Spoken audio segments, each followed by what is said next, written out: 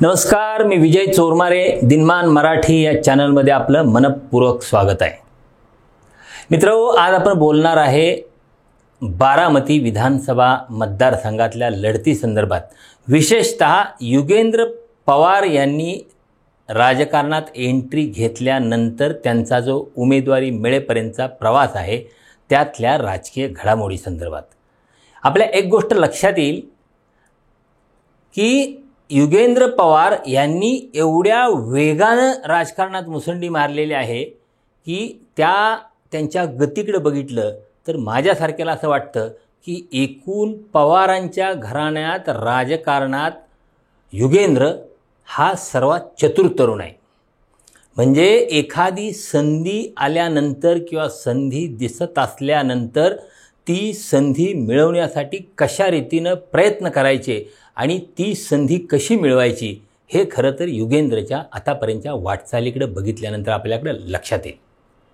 म्हणजे तारीख लक्षात घ्या, 21 फेब्रुवारी 2024 ही तारीख आहे ज्या तारखेला युगेंद्र पवारनं बारामतीमध्ये राष्ट्रवादी काँग्रेस शरदचंद्र पवार या पक्षाच्या कार्यालयाला भेट दिली.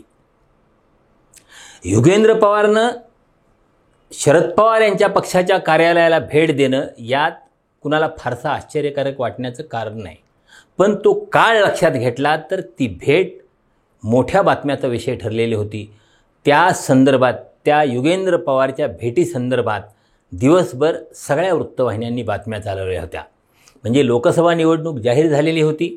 सुप्रिया सुळे यांची उमेदवारी राष्ट्रवादी काँग्रेस शरदचंद्र पवार या पक्षाकडून जाहीर झालेली होती आणि त्यांच्या विरोधात उमेदवार कोण असणार याची चर्चा सुरू होती.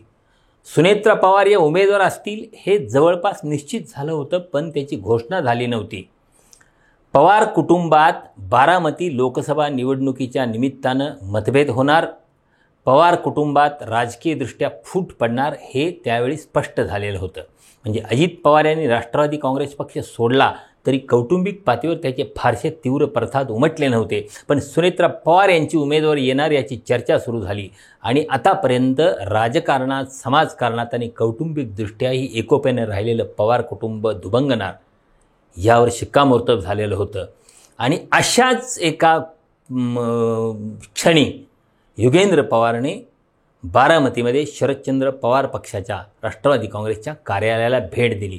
अगदी मोजके कार्यकर्ते त्या कार्यालयात उपस्थित होते आणि अशा परिस्थितीत युगेंद्र पवारनं त्या दिलेल्या भेटीची चर्चा सुरू झाली. 21 फेब्रुवारी 2024 तारीख लक्षात घ्या. आणि त्यानंतर अवघ्या 8 महिन्यात युगेंद्र पवारला बारामती विधानसभा मतदारसंघातली विधानसभेची उमेदवारी मिळालेली आहे. म्हणजे खरं तर बारामती मतदारसंघ हा पवार कुटुंबापुरता विचार करायचा तर शरद पवारांच्यापासून सुरू झालेला त्याचा प्रवास, त्यानंतर अजितदादांनी त्यावर मिळवलेलं प्रभुत्व किंवा ठोकलेली मांड आणि असं सगळं सुरू असताना तिथं बारामती मतदारसंघात नजीकच्या काही वर्षात अन्य कुणालाही संधी मिळणार नाही, अगदी पवार कुटुंबातल्याही कुणाला संधी मिळणार नाही हे सगळ्यांना दिसत होतं. अगदी रोहित पवार जो राजकीयदृष्ट्या अत्यंत जागरूक होता, राजकीयदृष्ट्या अत्यंत सक्रिय होता, रोहितला सुद्धा दिसत होतं की बारामतीत आपल्याला संधी नाही. त्यामुळं रोहित पवारनं कर्जत जामखेड गाठलेलं होतं आणि कर्जत जामखेडमध्ये मशागत करून तिथं आपला मतदारसंघ बांधलेला होता आणि कर्जत जामखेड मतदारसंघातून तो उभाही राहिला आणि तो निवडून आला. बारामतीचं सूत्र ठरलेलं होतं, विधानसभेला दादा, लोकसभेला ताई. म्हणजे लोकसभेला सुप्रियाताई सुळे यांची उमेदवारी आणि विधानसभेला अजितदादा पवार यांची उमेदवारी पवार कुटुंबातील ठरलेलं होतं, राष्ट्रवादी काँग्रेसमध्येही ठरलेलं होतं आणि बारामतीच्या जनतेनंही हे सूत्र मान्य केलेलं होतं.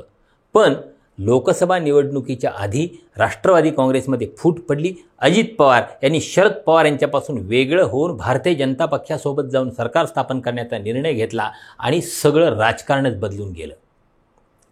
म्हणजे लोकसभेला सुप्रिया सुळे यांच्या विरोधात कोण असणार अशी चर्चा सुरू असताना त्याचवेळी विधानसभेला अजितदादांच्या विरोधात कोण असणार अशी चर्चा सुरू झाली आणि युगेंद्र पवार यांच्या या एंट्रीमुळं एकूण राजकारणात फार मोठा, विशेषतः बारामतीच्या राजकारणात फार मोठा ट्विस्ट आला. खरं तर मला आठवतं आहे युगेंद्र पवारनी ज्यावेळी शरदचंद्र पवार पक्षाच्या राष्ट्रवादी काँग्रेसच्या बारामतीतल्या कार्यालयाला भेट दिली त्यावेळी मी युगेंद्र पवारच्या आईंशी म्हणजे शर्मिला वहिनींशी बोललेलो होतो. म्हणलं काय चाललं आहे तुमच्याकडं, राजकीयदृष्ट्या काय वेगळ्या चाली चालल्यात की काय. तर त्यांनी त्यावेळी आपला याच्याशी काही संबंध नाही आणि तरुण मुलं त्यांच्या पद्धतीने काही निर्णय घेतात, तरुणांना त्यांचा निर्णय घेण्याचा अधिकार आहे, अशा पद्धतीनं तो विषय संपवला होता. पण नंतर काही दिवसांनी आपल्याला माहिती आहे की श्रीनिवास पवार स्वतः म्हणजे युगेंद्रचे वडील, अजितदादांचे सख्खे भाऊ आणि शर्मिला वहिनी हे दोघंही सुप्रियाताई सुळेंच्या प्रचारात सहभागी झाले होते, सक्रिय झालेले होते आणि बारामती लोकसभा मतदारसंघ त्यांनी विशेषतः बारामतीचं जे कार्यक्षेत्र आहे त्या सगळ्या कार्यक्षेत्रात छोट्या मोठ्या बैठका मेळावे घेऊन एकूण सुप्रियाताईंचा जोरदार प्रचार केला होता. म्हणजे त्याच्या काही दिवस आधी पुन्हा बघा अजितदादांचं एक वक्तव्य होतं, म्हणजे युगेंद्र पवारच्या बारामतीतल्या कार्यालयाच्या भेटीच्या आधी अजितदादांचं वक्तव्य होतं की मला कुटुंबात एकटं पाडण्याचा प्रयत्न केला जातोय, पण कुटुंबाने एकटं पाडलं तरी बारामतीची जनता माझ्यासोबत आहे. त्यावेळी म्हणजे त्यानंतर युगेंद्र पवारची ह्या बारामतीतल्या कार्यालयाला भेट होती. युगेंद्र पवारला त्यावेळी पत्रकारांनी हा प्रश्नही विचारला होता की अजितदादा असं म्हटलेले होते. त्यावेळी युगेंद्र पवार म्हटलेले होते की असं हा कौटुंबिक विषय नाही, हा राजकीय विषय आहे, बारामतीतलं सगळं पवार कुटुंब एक आहे, असं विधान किंवा असं वक्तव्य त्यावेळी युगेंद्र पवारांनी केलेलं होतं. त्यानंतर शरद पवारांना सुद्धा युगेंद्र पवारच्या या भेटीसंदर्भात सांगितलेलं होतं, विचारलेलं होतं पत्रकारांनी.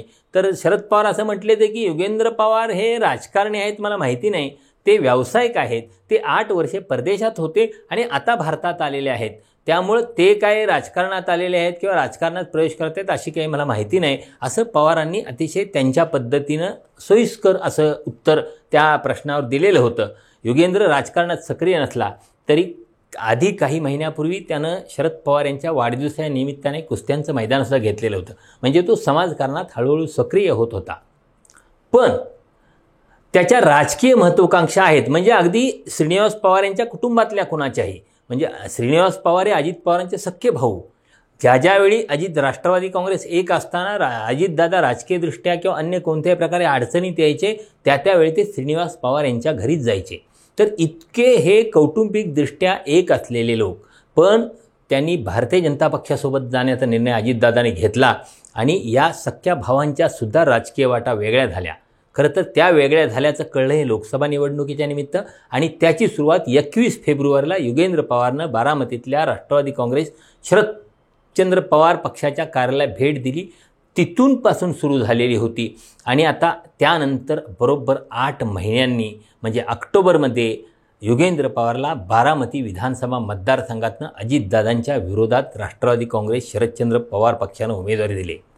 बघा, रोहित पवारसारख्या अत्यंत राजकारणातल्या चाणाक्ष तरुणाला सुद्धा बारामतीत संधी नेहमी कर्जत जामखेडला जावं लागलेलं होतं आणि कोणतीही राजकीय महत्त्वाकांक्षा त्याआधी कधीही बोलून न दाखवलेल्या युगेंद्र पवारनं ऐन मोक्याच्या क्षणी एक राजकारणात एंट्री घेतली आणि एंट्री घेतल्यानंतर अवघ्या 8 महिन्यात त्यानं विधानसभेचं तिकीटसुद्धा मिळवलेलं होतं. म्हणजे व्यावसायिक म्हणून करिअर करता करता एखादी संधी, मी सुरुवातीला म्हटलं त्याप्रमाणे एखादी संधी असते, ती संधी कशी शोधायची आणि ती संधी कशी मिळवायची, मला वाटतं युगेंद्र पवारनं अत्यंत चाणाक्षपणे ती संधी हेरलेली आहे आणि त्यानं बारामती विधानसभेचं तिकीट मिळवलेलं आहे, उमेदवारी मिळवलेली आहे. तो तिथं अजितदादा पवार यांच्या विरोधात लढणार आहे. बारामती विधानसभेचं गणित काय आहे? बारामती विधानसभा मतदारसंघ हा शरद पवारांनी बांधलेला, नंतर अजितदादांनी तिथं प्रचंड काम करून बारामतीच्या विकासाला गती दिलेली. त्यामुळे बारामती म्हणजे अजितदादा असं अलीकडच्या काळातलं समीकरण होतं. 2019च्या विधानसभा निवडणुकीत जर आपण बघितलं तर अजितदादांचं लीड 1,65,000 होतं आणि बारामती म्हणजे अजितदादा असं सूत्र असताना, असं समीकरण असताना लोकसभेला फाटाफूट झाली. अजितदादा भाजपसोबत गेले आणि त्यावेळी भाषण करताना अजितदादा सातत्यानं आपण केलेल्या विकास कामांचा, आपण आणलेल्या निधींचा दाखला द्यायचे आणि एकूण शरद पवारांचं बारामती संदर्भातलं जे कर्तृत्व आहे ते अप्रत्यक्षरित्या बेदखल करण्याचा प्रयत्नही त्यातून व्हायचा. पण लोक चाणाक्ष असतात. अजितदादांना खात्री होती की विधानसभेला आपल्याला असले 1,65,000 लीड आहे, त्यात फार तर थोडंफार कमी होईल, पण बारामती मोठं लीड आपल्याला देईल. पण बारामतीच्या जनतेनं जे सुरुवातीपासून सूत्र एक मनात ठरवलेलं होतं की लोकसभेला ताई, विधानसभेला दादा, त्यांनी लोकसभेला तिथं सुप्रियाताई सुळे यांना 48,000 लीड दिलं. म्हणजे विधानसभेला अजितदादांनी 1,65,000 लीड घेतलेलं होतं. त्या पलीकडे जाऊन सुप्रियाताईंनी 48,000 लीड बारामती विधानसभा मतदारसंघातनं घेतलं. यावरनं बारामती विधानसभा मतदारसंघावर शरद पवार यांचा किती प्रभाव हे लक्षात घ्यायला लागेल आपल्याला. याचा अर्थ असा नाही की ते सगळं लीड युगेंद्र पवारच्या निमित्तानं इकडं राष्ट्रवादी काँग्रेस शरदचंद्र पवार पक्षाला लावेल. विधानसभेची निवडणूक वेगळी, लोकसभेची निवडणूक वेगळी. लोकसभा निवडणुकीतले मुद्दे वेगळे होते, विधानसभा निवडणुकीतले मुद्दे वेगळे होते. लोकसभा निवडणुकीच्या काळात अजितदादा पवारांच्याकडून अशी काही विधानं झाली, त्या विधानांच्यामुळे लोकांच्यात नाराजीसुद्धा पसरली.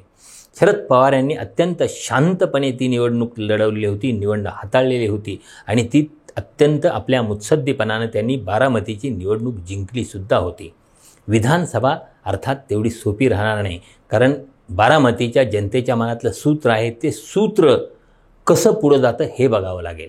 आणि दुसरी गोष्ट म्हणजे इथं सामना युगेंद्र पवार विरुद्ध अजितदादा पवार आहे. लोकसभेचा सामना सुप्रियाताई सुळे विरुद्ध अजितदादा पवार असला तरी तो खऱ्या अर्थानं सामना शरद पवार विरुद्ध अजित पवार असा होता.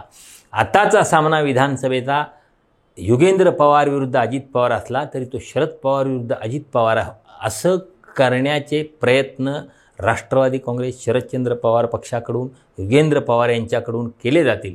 त्या प्रयत्नात त्यांना कितपत यश येते आणि बारामतीची जनता ते कितपत कशा पद्धतीने स्वीकारते यावर मला वाटतं या लढतीचं चित्र अवलंबून असणार आहे. बारामतीची जनता लोकसभेला त्यांनी अत्यंत धक्कादायक असा निकाल दिला, विधानसभेला ते कशा पद्धतीने निकाल देत आहेत की त्यांच्या मनातलं सूत्र आहे त्या सूत्रानुसार पुढे जात आहेत हे आपल्याला बघावं लागेल. धन्यवाद.